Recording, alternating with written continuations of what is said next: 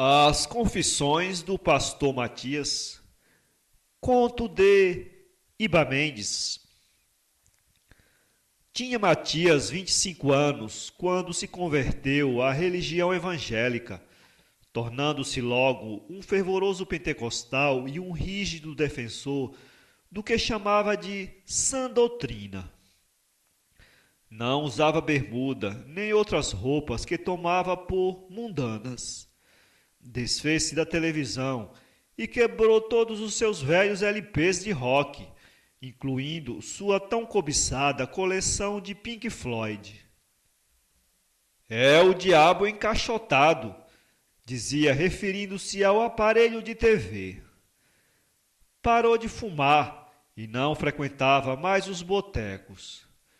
O futebol, que sempre fora sua grande paixão, também foi deixado de lado e o sexo ficou só para depois do casamento. Debalde tentou converter a namorada, que temia abandonar o terreiro de Umbanda e ser punida pelos orixás.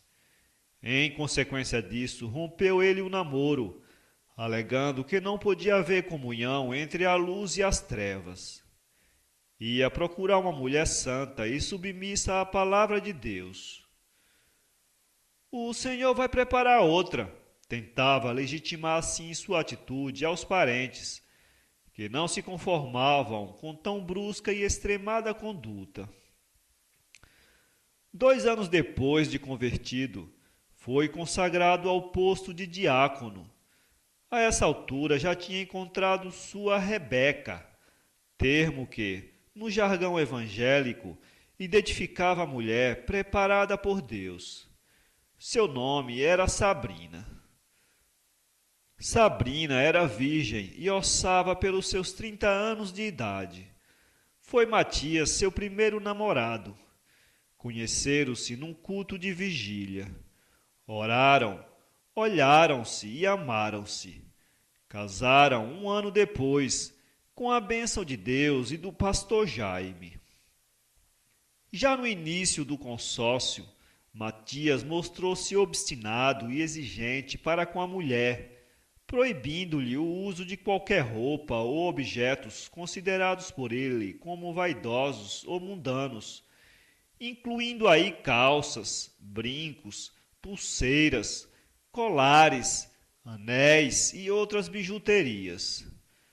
Não lhe permitia ainda que fizesse uso de anticoncepcional, ou seja lá qual fosse o método contraceptivo, e justificava tudo recorrendo à Bíblia. Ora, não diz a palavra de Deus: crescei e multiplicai? Pela rigorosa doutrina do Matias, não era ainda permitido à mulher depilar as pernas ou fazer as sobrancelhas. O uso de esmaltes também não era tolerado. A estas regras seguiam-se outras, como a proibição do salto alto e das botas até o joelho. A mulher de Deus tem de ser santa, está na Bíblia. Concomitantemente ao nascimento do primeiro filho, foi ele por fim ordenado pastor. Consta dessa data seu estranho hábito de dormir de paletó e tomar banho de camiseta e bermuda. Os outros 5 filhos vieram logo a reboque, num espaço quase linear de 10 anos. Completava-se aí o mandamento bíblico da procriação.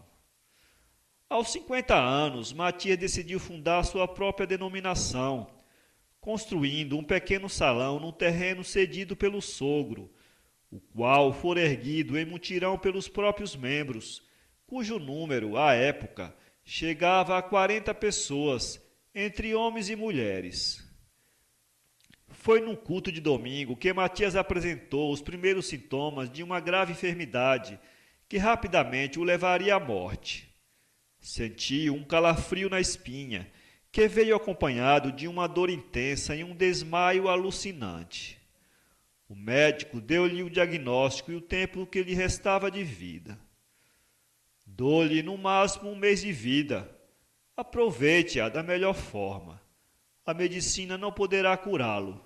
Lamento. Foram dias difíceis e angustiantes. Não obstante acreditasse e buscasse por meio da fé a cura para seu corpo, sentia este definhando lentamente aos poucos. Nem sequer podia pregar. Ficava quase todo o tempo numa cama, orando e lendo a Bíblia. Sentindo a proximidade da morte, deliberou escrever uma carta. Chamou então a companheira e recomendou-lhe em prantos que esta fosse aberta e lida apenas no seu velório, mas não por ela. Promete-me, promete? Comovida e visivelmente abatida, ela o abraçou e, entre lágrimas, prometeu-lhe tudo o que quisesse. Morreu Matias aos 55 anos de idade, de terno e gravata e com a Bíblia aberta no Salmo 91 sob o peito. Deu-se o velório na igreja às 9 horas de uma fria noite do mês de junho. Realizada a cerimônia fúnebre, tem-se a leitura da carta, que se encontrava devidamente lacrada e em cujo verso se via escrito Minhas Confissões. Prezados irmãos, a pedido de meu querido esposo, não abri esta carta, nem sei absolutamente nada do seu teor. Desta forma, para cumprir sua vontade e para selar a promessa que fiz com ele, entrego-a ao nosso irmão Jonatas, a fim de que proceda sua leitura. Peço silêncio e reverência a todos os presentes. Ela chora. O homem então começa a leitura da carta. Pequei, Senhor, sim, pequei. E foi a gravidade dos meus pecados que fez dissipar de mim toda a disposição em querer confessá-los ainda em vida. O perdão de Deus eu já obtive, agora só peço o vosso. Perdoai-me, irmãos. Não me condenai pelos meus pecados, pois Davi também pecou, e ainda assim vós o amais com todo o vosso ímpeto. Eu não fui Davi, mas fui humano. Perdoai-me, irmãos. A essa altura, nota-se muitas faces apreensivas e outras completamente tomadas de angústia e pavor. Algumas mulheres buscam sair às ocultas do templo, mas de pronto são impedidas pelos seus maridos. Uma senhora, aparentando lá seus 50 anos, sente um mal-estar, fazendo cessar momentaneamente a leitura da misteriosa epístola.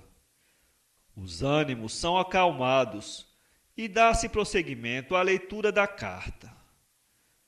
Qual de vós não cometeu pecado, atire a primeira pedra nesse defunto que vos escreveu. Se a minha carne foi fraca, lembrai-vos de que sois também carne e de que sereis também defuntos. Perdoai-me, irmãos. Se fui um descomedido amante da vida e dos prazeres, e se para usufruí-los servir-me de vosso suado dízimo e ofertas, lembrai-vos que em troca recebestes palavras de conforto e abundantes conselhos. Perdoai-me, irmãos. Quanto de vós, no mais íntimo de vossos corações, não daríeis tudo por uma delirante noite de excitação e prazer? Se exerceis restritivas ações sobre os vossos impulsos e desejos, certamente não o fazeis por deliberado amor a Deus. Em vez disso, porém, fazeis porque temais o julgamento final e as labaredas ardentes do inferno. Perdoai-me, irmãos. Fui ator de uma comédia trágica, e vós que assistis a este fúnebre espetáculo, e que vedes temerosos esse desagradável esquife, contai vossos anos, calculai vossos dias, pois são como a sombra de um pássaro que nos sobrevoa. O que é a vida, sendo uma peça de teatro em que cada um, sob sua própria máscara, vive seu próprio personagem até que o supremo diretor o venha tirar da cena? Perdoai-me, irmãos. Fui santo e devasso. Fui crente e profano. Fui sincero e hipócrita. Fui humano, demasiadamente humano. Perdoai-me, irmãos. Confesso, minha doce e querida Sabrina, que não fostes tu minha única mulher, nem foram únicos os nossos 3 filhos. Em várias camas deitei, e com muitas mulheres fiz gerar outros filhos, alguns dos quais aqui estão a velar o pai defunto. Olhai bem o Giovanni, o Miguel e a Selma. Vede bem as cores de seus olhos, suas testas largas, seus cabelos pretos e, principalmente, os narizes aduncos de todos eles. Sim, são todos filhos meus, de outras mulheres que muito amei. Lúcia, Márcia e Valéria. Não as condene, irmãos, pois seus maridos de tudo tinham conhecimento e tudo aprovavam. Perdoais todos nós, irmãos. Grande burburinho se fez ouvir no recinto. Algumas mulheres choram, outras desmaiam e agridem-se com tapas e puxões de cabelos. A confusão é generalizada. Homens batem-se corpo a corpo e insultam-se mutuamente. Enquanto isso, um grupo de cerca de 20 pessoas aproxima-se do caixão e encara o morto como se lhe quisesse trazer de volta sua alma, apenas para ter o prazer de mandá-la às profundezas do inferno.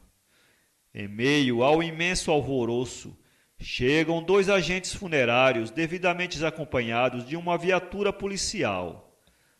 Acalmam-se novamente os ânimos. Metem-se o féretro no rabecão, que é conduzido imediatamente ao cemitério. Prossegue-se as confissões do pastor Matias. Para ler este conto, acesse www.poeteiro.com. Contato iba@ibamendes.com.